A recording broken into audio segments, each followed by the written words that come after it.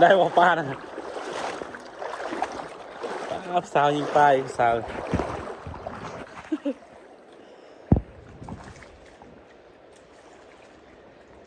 ส่งแก้วครับ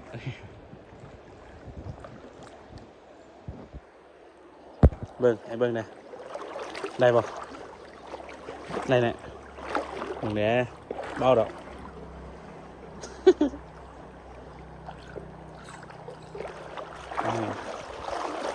เบิ้งวันนี้เบิ้งในปลาน่ะไอ้เบิ้งในเบาดอกได้ปะสองสามตัวห้ากมาน่ะ